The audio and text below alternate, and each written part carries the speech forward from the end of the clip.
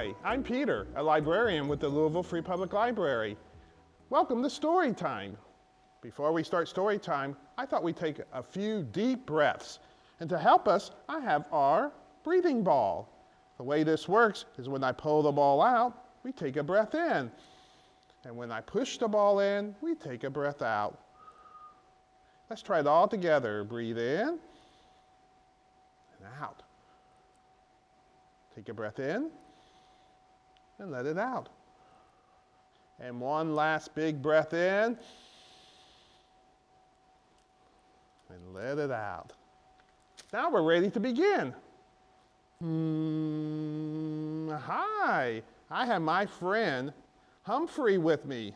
Humphrey is a hummingbird. And he's going to help me introduce today's theme. Hey, Humphrey, have you heard? Have you heard that the bird is the word? That's our theme today. All our stories and rhymes are about birds. Are you ready to begin? All right. I'm with my friend Rita. Can everyone say hello, Rita? Rita, can you say hello to everyone? Hello! And she's going to sing us a special song today about the 5 little bluebirds. You ready, Rita? I'm ready. And first, let's make sure all our bluebirds are here. So can you count with me?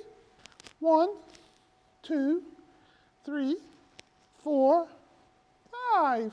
They're all here. We're ready. 5 little bluebirds hopping by the door. One went to build a nest. Then there were 4. Let's count, make sure they're here. 1, 2, 3, 4. 4 little bluebirds singing happily. One got out of tune, and then there were 3. 1, 2, 3. 3 little bluebirds, and what should one do but go and search for dinner? And then there were 2. 1, 2. 2 little bluebirds singing for fun. One flew away, and then there was 1. 1 little bluebird sitting in the sun. He took a little nap, and then there were none.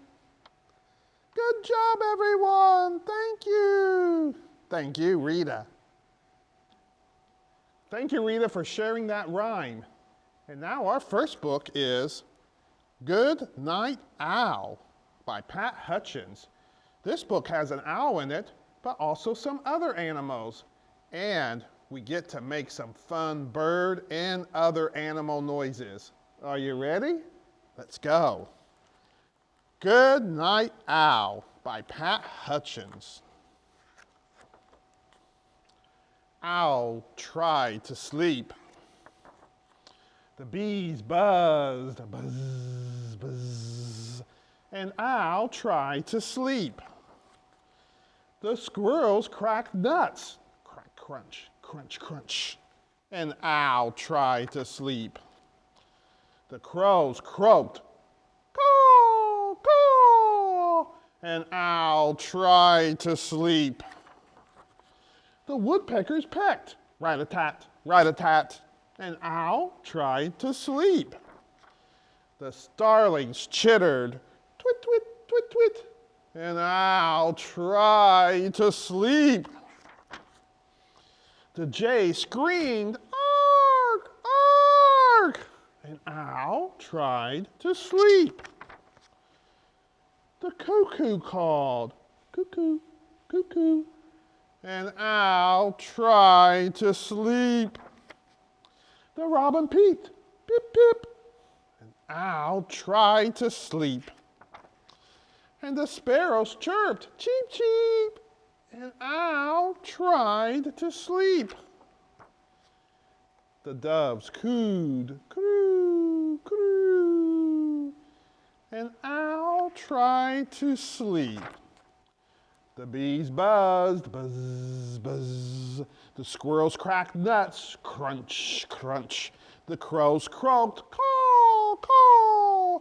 The woodpecker pecked, rat-a-tat, rat-a-tat. The starlings chittered, twit, twit, twit, twit. The jay screamed, ark, ark. The cuckoo called, cuckoo, cuckoo. The robin peeped, pip, pip. The sparrows chirped, cheep, cheep. The doves cooed, croo, croo. And Owl could not sleep. How do you think Owl was feeling right now? Mad? Grumpy?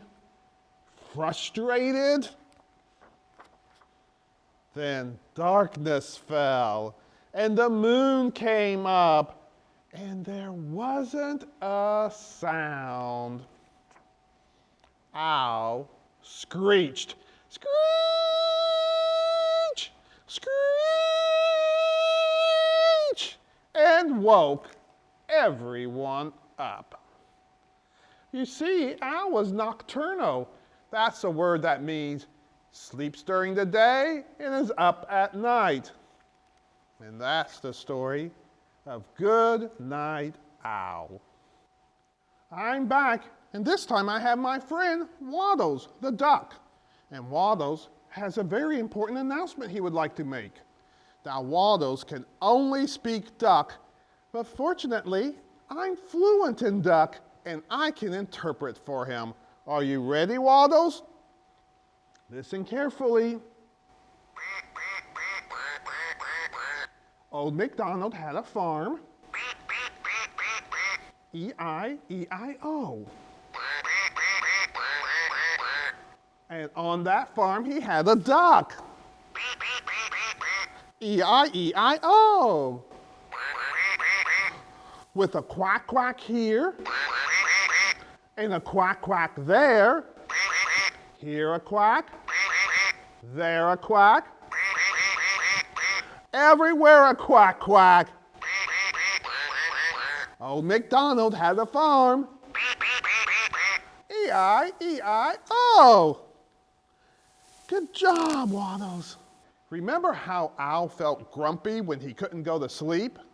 My next book is about a bird who is always grumpy. In fact, the title of the book is Grumpy Bird, and it's written by Jeremy Tankard. When Bird woke up, he was grumpy. He was too grumpy to eat. He was too grumpy to play. In fact, he was too grumpy to fly. Looks like I'm walking today, said Bird. Bird walked past Sheep. Good morning, Bird, said Sheep. What are you doing? Walking, said Bird. Nice, said Sheep. I'll keep you company. Bird walked past Rabbit. Hi there, Bird, said Rabbit. What are you doing? I'm walking, said Bird. It's no fun. I could use some exercise, said Rabbit. I'll walk too. Bird walked past Raccoon. Hello, Bird, said Raccoon. What are you doing? I'm walking, snapped Bird. What does it look like? Looks like fun, said Raccoon. I'm coming too. Bird walked past Beaver. Hello, Bird, said Beaver. What are you doing? Let me give you a hint, said Bird. You do it by putting one foot in front of the other. Walking, guessed Beaver. Oh, I love walking. Bird walked past Fox. Good day, Bird, said Fox. What are you doing? Why does everyone want to know what I'm doing, said Bird. I'm just walking, okay? Okay, said Fox, let's go. Bird walked. The other animals walked. Bird stopped. The other animals stopped.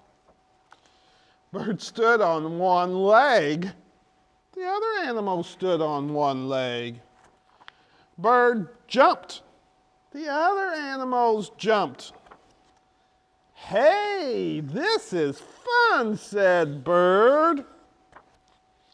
"Come on," said Bird, who had forgotten all about being grumpy. "Let's fly back to my nest and have a snack."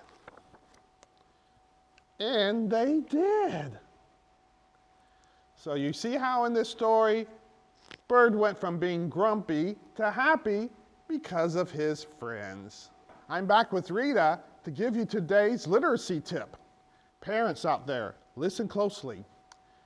Next time you read to your child, consider acting out the story. Acting out the story helps children to understand the concept of narrative, plus it will improve their comprehension.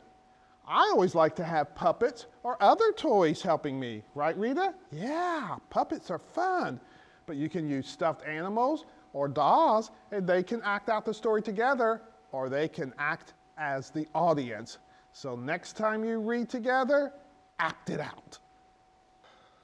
Well, story time has come to an end, but please join us every week at 11 o'clock on Tuesday for another great story time from the library. And before we go, I have one last exercise. I'm going to ring my chime.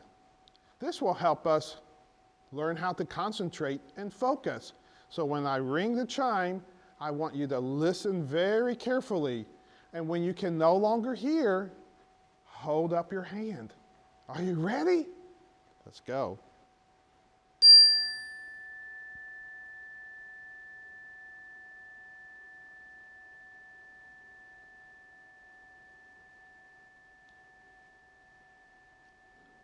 See some hands coming up.